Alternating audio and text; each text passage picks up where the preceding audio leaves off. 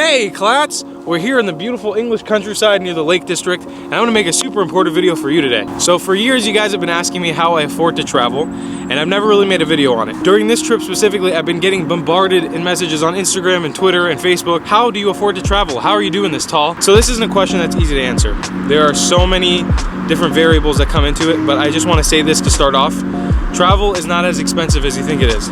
I'm not special, I'm not getting money from anyone special. I've just been working and I've made it my lifestyle. So in this video, we're gonna go over a few things that are gonna help you do what I'm doing. But I have to say that if you wanna do this, it's a commitment. It's kind of like you have to change around your life a little bit to make it happen. You have to change your life to make it work. So the most important variable to traveling full-time or traveling as often as you can is flexibility. It means flexibility with your time, with your money, what you're allowed to do, what you can do, what you want to do. It's changing your standards. So to give you a little backstory, I've been traveling for about 2.5 years, almost 3 years now. The first trip I ever took was just a road trip with a few of my friends during my senior year of high school when I was 17. We all split for gas and we ended up road tripping from Florida through a couple states and then coming back home. That's what set the spark off in me to continue doing this full time. I don't go to college and I don't have many other expenses other than what I do here, but I've managed to find a system that works for this. You cannot copy exactly what I do or what other people do. You have to find a system that works for you, a lifestyle that works for the type of things you want to do, the places you want to see, the types of standards you have, but it's very much possible. And the biggest thing I would say is make it happen. If this is something you want, if you're a college student, if you're 40 and you're a single mom or you're divorced or whatever it be, you can travel and it's the most amazing thing you can possibly do for yourself. So without further ado, let's get into the biggest misconception is, how do I afford to travel? That's not the question here. I'm not affording to travel. I'm paying for my travels in just a very different way. I'm a very opportunistic person, so when somebody offers me an ability to travel, or when I scour the internet and find some type of way to travel that might be cheaper or inconvenient for me in certain ways or just different than what you would expect travel to be, I take it. I jump on it as fast as I possibly can. For the 2.5 years that I've been traveling, I've never stayed at a 5-star hotel. I've never had like a 5-star meal. I'm always staying at very cheap places. The lowest I've ever been was staying on a mattress outside of a bar, just a dirty old mattress. And these are the things that have enabled me to see amazing, incredible places alongside other amazing, incredible people, and to meet incredible people, and to make these connections that allow me to travel again and again and again. You see, when you start traveling, you meet other people that enable you to continue traveling. So the biggest expenses for you when it comes to traveling is usually your flights and your accommodation in the country you're at or the place you're going. There's tons and tons of ways to find cheap flights online. The biggest website you should use is called Skyscanner. Make sure you can scour the website. There's tons of tutorials online, so just make sure you look at them.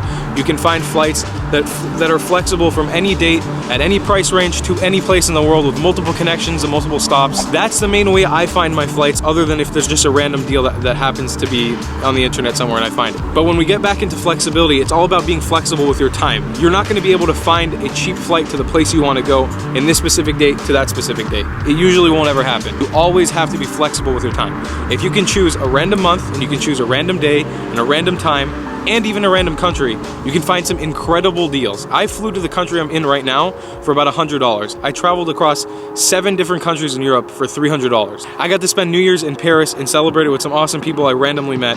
You can do that too. I am nobody special. I'm not doing this with any type of magic. It's possible completely if you just put in the work. The next biggest thing is accommodation, so hotels, hostels, camping, whatever it be for you. This is a huge expense that happens to be for most people. So when you're traveling full time, you're usually not staying in a 5-star hotel being pampered by people with leaves and giving you grapes and stuff. That's not how travel usually is full time. The people that I know and me myself, we all travel in a very kind of crude way almost. It's very dirty and gritty and it's fun. It's just different, and you have to kind of change your standards, that way you could see these beautiful places. So for example, when I was in Paris in this recent trip, I didn't shower for 3 days because their shower wasn't usable. I managed to shower somewhere after, but I had to hold back for 3 days because I was staying somewhere for super cheap. It was about €9 a night for a place to sleep. With heating, with a bed, with internet, it all counts for €9. Now you could do that in Paris, or you could pay €120 for a 5-star hotel that comes with a breakfast and a bunch of other things that you don't really need. Being flexible with the way you think is the most important thing. You can't sustainably travel unless you have a lot of money, unless you lower those standards. Now this doesn't mean that you have to lower your standards the way I have. There's many people that I know that travel using sites like Airbnb. This is a site where you can just essentially rent a house, or you can kind of do like a room exchange or rent a room or a studio apartment or whatever it be in the places you're going, and they usually end up being very, very cheap. I think the best way to do this is with a few people or with a group because it ends up being cheaper. It's not the best for solo travel, but there are deals out there, so you just have to keep an eye out and look for them. The next thing is, and I'm gonna burst your bubble a little bit here, is that you have to lower your standards depends on the countries you're going to. And now I know that that sounds a little sad because like, hey, you might want to go to Hawaii or Bora Bora or Tonga or some huge island Pacific place that's like far away from you and it's super expensive and you're like, well, Tala, you can do it. No, it's not possible. You can't always find a cheap place to travel. But if you want to travel frequently, you can find ways to do it. So for an example, what is the essence of travel? What are you doing when you're traveling? When I leave my car and I go on a little road trip that's maybe an hour away from my house, that's still traveling. When you guys go on my Instagram and you see that I'm traveling every single day when I'm back home, I'm not really traveling internationally. I'm not really traveling out of my state. Sometimes I'm just traveling within my own state. I'm making a change in my lifestyle that makes me able to do these things. I go explore as much as I can. Even if it's 20 minutes from my house and I've never seen it before, I just go out and I explore it. I make sure I'm bringing in as much adventure and as much new possibilities and new opportunities into my life by doing these things. And this will eventually put you in the mind state where you can go and do these different things, where you can go and sleep under the stars in a place that you don't know. So some cheap places for you to start thinking about it if you're thinking about taking maybe your first trip is Southeast Asia. Very, very cheap accommodation, very cheap food, very cheap everything. Pretty much all the attractions are very cheap. But the biggest thing is like it might not be the easiest place for a first-time traveler to adjust to. Let's say you're based in the United States, just try to drive out of your state. Try to take the Amtrak out of your state. This is something you probably never thought about. Try taking a bus out of your state. Try taking a bus to a big city that's around you and go explore that city. Get a feel for it. Get a feel for how it is to afford food every day by yourself or to afford just living outside of a backpack. Oh, you heard me say the word backpack. That gets into our second billionth thing that we have to talk about. I haven't traveled with a suitcase in at least 5 years. When you take a flight, when you take a bus, there's a bunch of hidden charges to traveling by suitcase or with little extra baggage. All I ever do is travel with a carry-on bag. I'll overlay some video here so you can see what my bag looks like, but that's what I travel with. It's just a little bag that fits everything I need. There are ways for you to be able to roll your clothes into a very compact way so you could fit it all inside your bag. You have to take only the essentials you need and you can buy other things when you're traveling, and you have to let go of a lot of stuff. So it means you can't travel with 60 shirts. I travel with 2 to 3 shirts maximum most of the time. Usually traveling with 1 pair of pants and maybe I'll pick up another one on the way there. It's extreme. It's a little difficult. It's a little hard to wrap your head around, but that's how I'm able to enjoy the world around me. That's how I'm able to bring the cost down and be able to afford all this stuff. So when the question is how do I afford to travel, I'm not really affording to travel by paying for all this stuff. I'm just bringing down the prices on everything because I'm nitpicking at every little thing in it. The last thing I wanted to talk about here is to incorporate that f***ing truck, your damn truck. So the last thing I wanted to talk about here is the fact that my life is not a vacation. I do work. When I go back home, I usually work and then quit a job and make as much money as I want for my next trip and then start traveling again.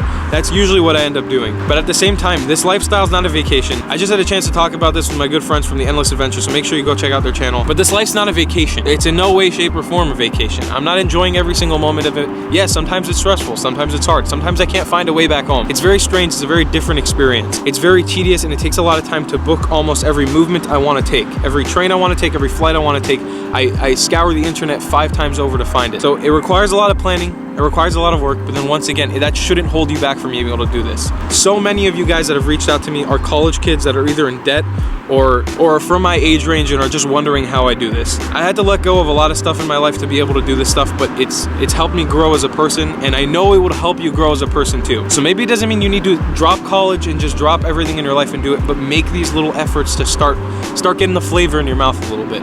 Because I'm sure once you taste it, you're going to want to continue. And you're going to want to continue going and going and going and going. With that said, in about 2.5 years, I was able to travel to over 25 countries. And I've been able to make awesome videos and meet awesome people along the way. And I'm still not special. I'm not the son of a king. I'm not anything. So let this video inspire you to keep pushing and to make those dreams a reality. And really, if you have any questions, please feel free to message me down below, leave a comment, whatever you need, reach out to me in social media. I will be more than happy to help you out. If you like this video and you want to see more of this type of stuff, make sure you leave it, let me know. I'll make another one. I can make a part 2. I can get into detail about other things you want.